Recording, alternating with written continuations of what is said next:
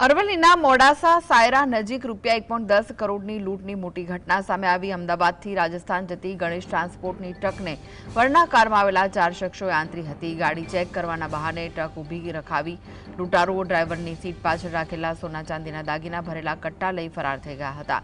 Transport માલિકે Modasa rural police મથકે ફરિયાદ નોંધાવતા પોલીસે નાકાબંધી કરી લૂંટારુઓને પકડવા ચક્રો ગતિમાન કર્યા છે। तो लूंटनी घटना सामे आवी छे। पोलीसे नाकाबंदी करी लूंटारुओने पकड़वा माटे चक्रो गतिमान कर्या छे। 4 शख्सोए गाड़ीने आंतरी अने पछी लूंट चलावी हती। गाड़ी चेक करवाना बहाने ट्रक ऊभी रखावी लूंटारुओ ड्राइवरनी सीट पाछळ राखेला सोना चांदीना दागीना भरेला कट्टा लईने फरार थई गया।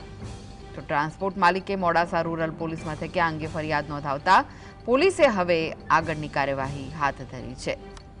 तो 1.10 करोड़नी लूंटनी मोटी घटना सामे आवी छे। अरवल्लीना मोडासा सायरानी आ घटना छे, जे अमदावादथी राजस्थान जती गणेश ट्रांसपोर्टनी ट्रकने वરના કારમાં આવેલા 4 શખ્સોએ આંતરી હતી।